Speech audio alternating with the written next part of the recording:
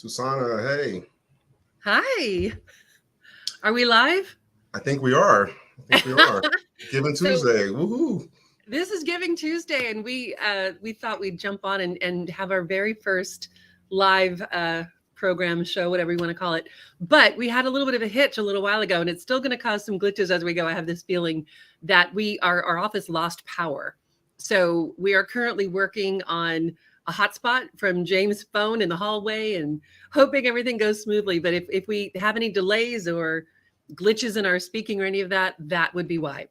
So, hi everyone. Thank you for joining us today, Giving Tuesday. This is, like I said, the first time we've done this. I am Susan Meyer. I'm the new-ish executive director for Empowered Aging. And I'll introduce James in a minute as well. But I just wanted to start to say that this is something we've been thinking about doing for a while. We're both kind of new in our roles. And we thought this would be a really great time to do it on Giving Tuesday, when we're really just trying to get out there and share our messaging and bring people into the world that we serve, and help you kind of get to know us a little bit better and the kind of and the work that we're doing in the community as well. So Thank you. today is Giving Tuesday, of course, and the end goal here is to build some support so that we can just increase and expand the work that we're doing in the community. And if you are able to help us and you feel compelled to do that by the end of our little show, then thank you very much. And if you aren't able, then sharing this video with your friends and family and loved ones would be really helpful as well. Because like I said, we need to expand our messaging. We need to bring people into the world that we are, the people that we're serving. So as I mentioned, I'm Susanna. I have been with the agency since March of this year.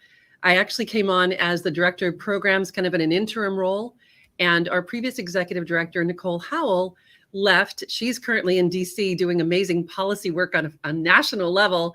And I applied and got appointed the role of executive director in July. And Empowered Aging actually has been on my radar for a long time. I've been in this industry working with older adults for, gosh, over 10, 12 years, something like that. Started as a volunteer and then just kind of went up from there and found my home. And so I have known about Empowered Aging in its previous name, which was Ombudsman Services of Contra Costa County, for 8 years or so, I think it was. The agency itself has been around for 50 years doing this work, and we'll talk a little bit in a minute about exactly what that means. But we went through a name change recently so that we could more reflect the work that we're doing in the expansion of the services and resources we offer to older adults and adults with disabilities. So we've had some changes. We've had some transitions in staff, and one of the things that our board of directors felt was really important was to do some strategic planning around our infrastructure. And one of those things that we did was to bring in a director of programs. And as I said, I held that role in a very temporary manner, but we brought James in August. And I'm going to give James a minute to introduce himself. James, can you do that and share a little bit about who you are? Sure. Thank you, Susanna. And thank you for hiring me. My name is James Holly, Director of Programs. I've been with the agency for almost 4 months now, and it's been a great 4 months. You know, my experiences through working with youth with the Boys and Girls Clubs, and I had an opportunity to learn a lot of valuable skills and experience that was able to help me in this role as a Director of Programs. And I do thank you, Susanna, for giving me this opportunity. If you look at the stats, you know that 1 in 2 people with dementia are abused. And for me, helping my grandparents out when they were in their golden years and watching my grandmother go through dementia and not being able to give her what she needed really sort of inspired me to jump on board and help out. And, it really is like second nature to me, because we all want to be helpful as much as we can. And, going through the experience as a caregiver is really helpful as we start to, train our staff, start to work on professional development, start to get out in the community and really help those other caregivers who need that support. We have a lot of resources, so it's fun to, tell somebody that, you're not the only one. We've gone through it, and this is a tool that will help you. So I'm excited about this opportunity. We have a great staff. We are in 3 counties: Alameda County, Contra Costa County, and Solano County, and we're really looking to grow this program. The aging population is a real deal, and as much as it's not getting the attention that it should, it will, and we're going to be really helpful in making sure that takes place. We're going to be a group of fierce warriors. Yeah, we are. Absolutely. And you brought up a good point, though, about this becomes personal. When I mentioned being with the industry of serving older adults, and that was through Meals on Wheels Diablo region, actually, before I moved into working for the Senate. Long story, won't get into that right now, but we all bring a different perspective to this. So in my background, working with older adults and working on state policy, it brings a different vision when you come to this work. And James mentioned his background with youth, but he did a lot of programmatic work in that work. And so when he applied for this job, he was a really clear, top level candidate for this position. But the other part of what he mentioned was the personal part. And I can tell you, and I'm going to start just a little bit with talking about COVID, because a lot of us are kind of seeing COVID in the rear view mirror, right? So we're feeling like we can move beyond this. We're feeling like we can get back to our quote unquote normal lives, our normalcy, right? Whatever that means.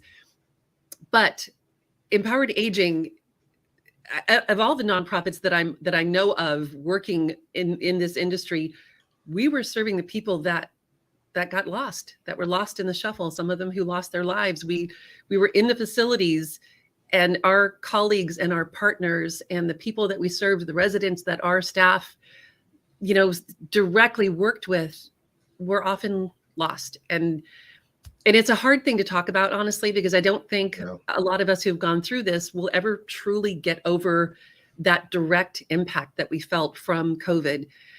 And there's been a lot of lessons learned since then. We've made a lot of strides in understanding how to protect older adults and adults with disabilities living in congregate settings. So those are good things, right? But there's still a lot of work that needs to be done. We are facing a shortage, a crisis in direct care workforce. And we've got some initiatives that we're working on that'll address that. I'll talk about that in a minute. But truly, we are still feeling the impacts of COVID, and our staff that are in the facilities doing this ombudsman work and our elder justice program are seeing some cases that they have not seen before.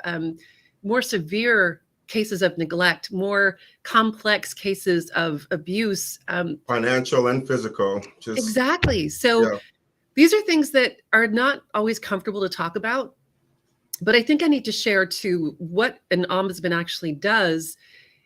An ombudsman staff member goes into a facility, any kind of congregate care, long-term care facility, really, skilled nursing, RCFEs, which is residential care facilities for the elderly, 6-bed facilities and assisted living. And we advocate for residents. We check in with them. We make sure that their needs are being met. We make sure that they're not being neglected. We can help with things like advanced care planning. We can help them to make sure that even just the smallest need, like dinner served at a time where by the time they get to it, it's cold. And it's interesting sometimes to look at the cases that we get. Some of them are what we might consider to be.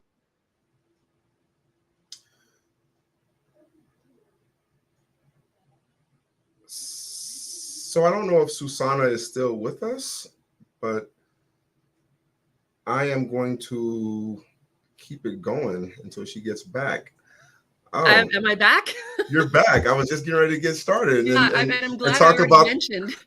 And talk about some of the work that the ombudsman do. And I think it's incredible to know that, what, just within our 3 counties, we probably have 800-900 facilities that our dedicated staff get out and really do the work, whether it's dealing with, again, abuse, whether it's dealing with burnout with the staff at those facilities. We really try to be that helper, that advocate for everyone, because we want safe facilities for our aging population. But, we also want to provide those who aren't taking care of business and let them know there's an oversight.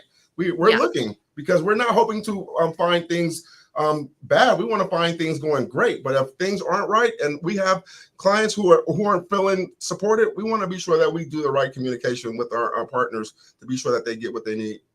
And we are state mandated for our ombudsman program, and it means that we're accountable to the state for meeting certain measurables and visiting at a time when we're expected and when we're responding to an urgent or even regular crisis, and sometimes just stopping in just to check on people.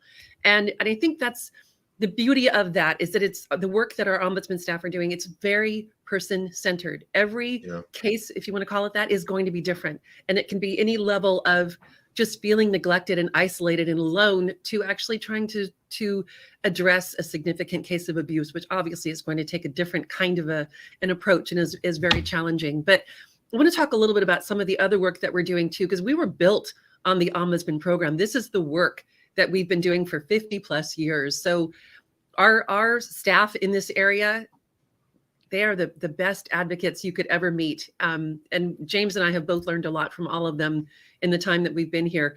But we do have some other programs that we're offering as well, based on kind of seeing the needs and expanding as we go. We have in Solano County, we have a friendly visiting and telephone reassurance a program, which is basically, it's similar to some you might see in other programs, where you have volunteers that go and visit people that are isolated.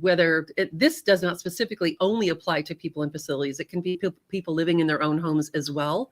So anyone that reports some feelings of isolation, that needs a volunteer visitor to help cheer them up, to help them stay engaged. We know that cognitive function declines when you've got isolation. It can be very dangerous to emotional well-being and, like I said, cognitive function. So friendly visiting and telephone reassurance is critical for keeping that maintained level of engagement with people who have been isolated. It's a very important program. We're always looking for volunteers for that program in Solano County. So if you know of someone who's got some time, telephone reassurance is really helpful with that as well. And we sometimes still have, because of COVID, people that are a little bit hesitant to go into facilities. And so if you have some time you want to donate, and when you want to be a volunteer visitor, you can still do it through a telephone reassurance part of that program.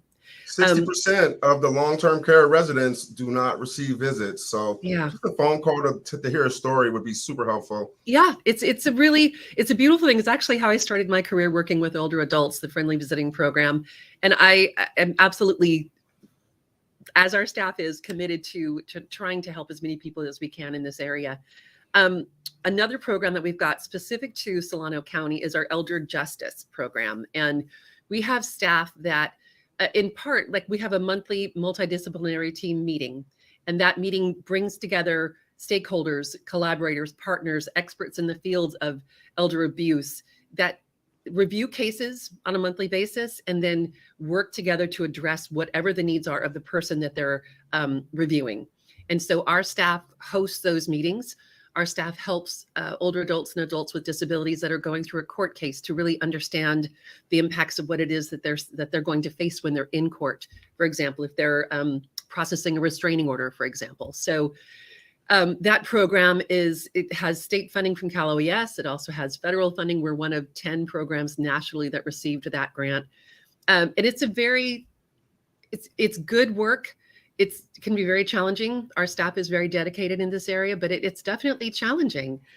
We do some elder justice work through our the Elder Abuse Prevention Program in Contra Costa as well, but we are part of a collaborative in Contra Costa, where in Solano we actually lead that program.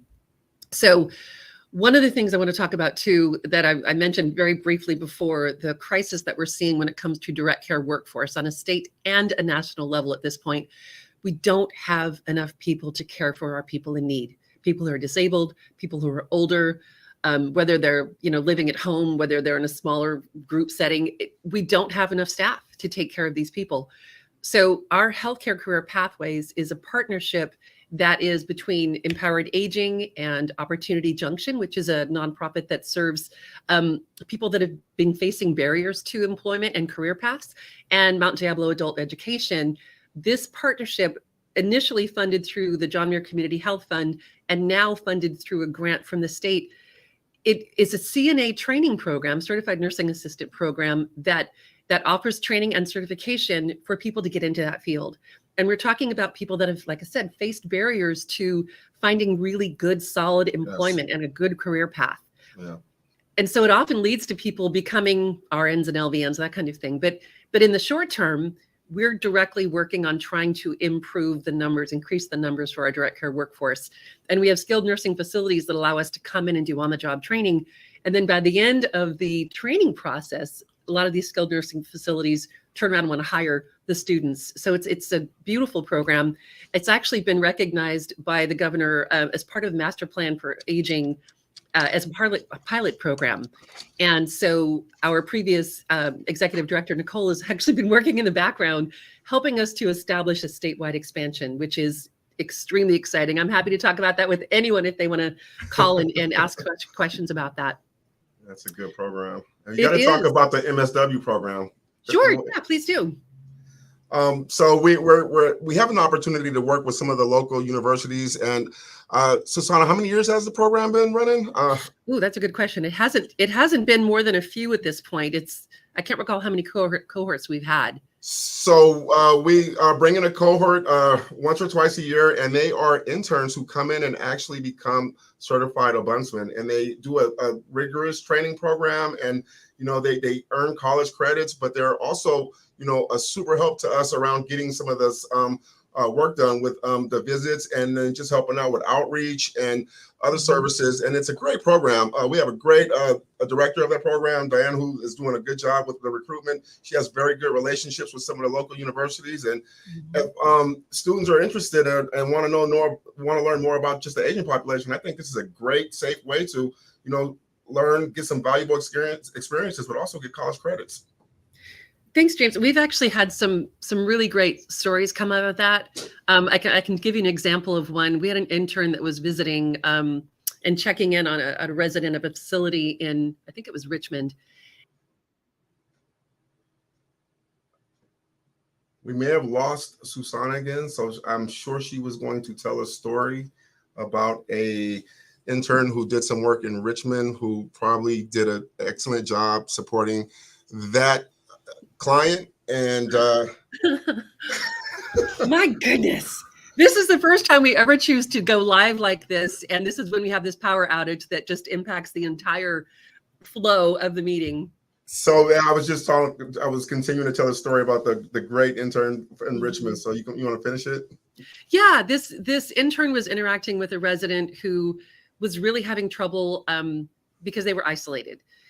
They were losing their ability to speak and speak clearly. And so instead of trying to just continue to push through that process and try harder and harder to be heard when it was becoming more challenging in that way, the resident just backed up, just, sat in a corner and didn't talk to anyone, and became more and more isolated. And so our intern approached this resident, built trust over a period of time, and started to exchange notes with the resident. And it turned out that there was an accessibility device that would actually help the resident to be part of a conversation with a typing type of device.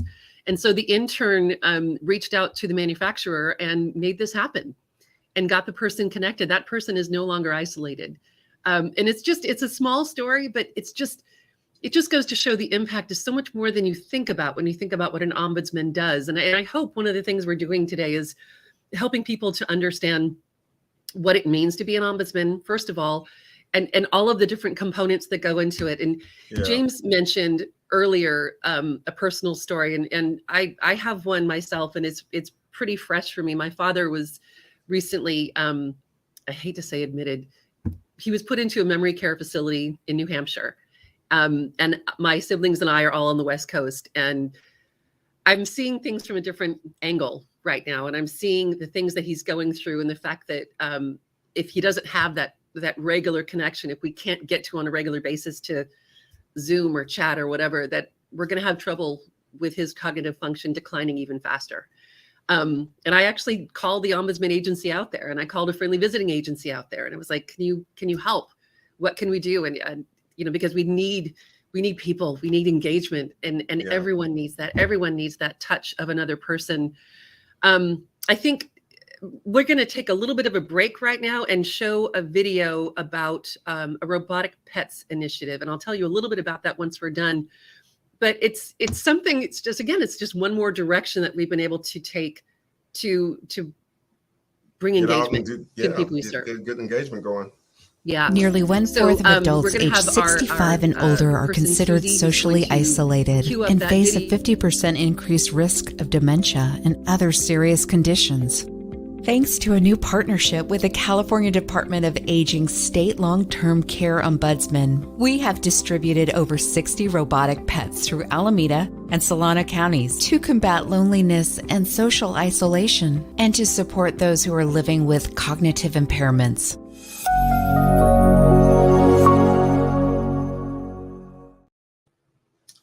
So the look on some of the residents' faces when they received some of those pets, it just, me coming in, that was my first major project. So it just felt good to know that, we had counties that were willing to work with us around getting these pets, and they're not just stuffed animals. They're good. No, they're reactive. Really good pets, and they're somebody to talk to now. And like I mentioned earlier with the stat around not getting visits, this is a huge opportunity just to promote engagement, and it was simple. And this was through the Area Agency on Aging and the Department of Aging through a state grant. And so we're so grateful that we were able to do that. Of course, we got a limited number. And honestly, we've decided if we are able to afford to purchase more of these as people make that request, because the word is spreading about 480,000. Yeah, that'd be great. That'd be really great. We were able to distribute, I think it was 12 in Solano and 50 in Alameda. Yeah. And they've had huge impact. It's just been a few months since we've done this, but the stories we're hearing are absolutely heartwarming. And so I think that's one of the things we wanted to talk about today, is that the funds that we are able to gather today, we can use towards things like this kind of initiative. We are, like I said, both new in our roles. We feel like we had so much to talk about in so little time, but I do want to talk a little bit about the future. And I think moving into 2023, we are looking at, we've had some internal promotions. We've had new staff coming on that have incredible backgrounds and just this wonderful energy. We've got staff that have been with us that are extremely dedicated to their work. Everyone is committed to moving us forward and expanding as we need to expand. Of course, we've got to keep that stabilization. We got to keep the money coming in the doors, to be honest, to be able to move forward. But one of the things that we're doing, and it's something that is actually happening out of Solano through our Friendly Visitors program. It's a new initiative, and it's basically a partnership with Disabled Adult Day programs, where you might have consumers, say like 6 consumers that go and visit on a regular basis, potentially weekly, to the residents living in a 6-bed facility, elderly residents. So you've got disabled residents, and they are visiting with elderly residents. And the activities happen, like I said, like on a weekly basis. And it's playing cards or dancing or karaoke or, telling each other stories, having a snack together, whatever it is. But with this pilot program that we're just about to launch, we're serving 2 different parts of our, the mission. We're serving the adults with disabilities, and we're serving elder adults. And we're taking care of that need for engagement, which really, in the end, the advocacy and the engagement are what we're trying to move forward, what we're trying to strengthen across the 3 counties that we serve. I wanted to also show a video. I think you're going to enjoy this one. This is Ziggy. And you know how if you have a nonprofit background, if you're a nonprofit person yourself, your family is always voluntold to take part, right, James? Yeah. Yeah. I mean, they're always said you bring them in, mornings, you have them delivering packing meals bags, or making visits or setting up furniture, whatever it is. So in this case, I actually recruited my dog. This is Ziggy. He is huge, and he's a bit of a dork, but we had a voiceover for Ziggy to just kind of give a little bit more about our message, and hopefully that can queue up soon. I should tell you, hey guys, I'm not able to see anything. With Giving Tuesday right around the corner, I was hoping you could help us give a little extra love to those we serve this holiday season. The older adults and adults with disabilities in our communities need more connection, more engagement, more hope, joy, and support. The Empowered Aging team can't do it without you. Visit empoweredaging.org/GivingTuesday to give today. It is an honor to be here with you, Susanna, on Giving Tuesday, and listening to Ziggy. And I hope the world, whoever's watching, just if you're not giving and you're just listening, just please spread the word about what's going on. We have Please a do. great team, great board. We got a great mission and vision, and We've we really need support to get it done. That's right. And our team and our board, we're very dedicated. We've got a group of volunteers serving in a lot of different capacities for Friendly Visiting and for Ombudsman, and our interns. And we've got this incredible team of people working very hard together. As a typical nonprofit, we're understaffed and we're underfunded like everyone else is. And as much as it's not the easiest thing in the world to ask for your support, we are asking for your support. And if you are able to give at all, we thank you from the bottom of our hearts. And if you aren't able to give and you want to support us, then you can volunteer, you can help us spread the word, you can share this video, anything that you can do to help us and our efforts to protect the people that are most vulnerable in our communities. It would be just, like I said, just amazing and wonderful. And we would thank you from the bottom of our hearts. If nothing else, please tell a caregiver who's struggling to look us up for resources. That would be the best gift right then and there. Or if you know a resident in long-term care that is feeling neglected or abused or isolated and you just aren't sure where to go, give us a call. That's what we do. We will watch out for them. Thank you so much for joining us today. James and I hope to do these again. This was our first ever, like I said, with this whole internet issue and the power going down. I think I missed half of it. I'm going to have to watch it later.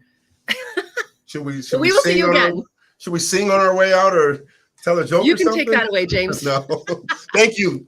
Thank you. Have a good day. Thank you, everyone. Take care.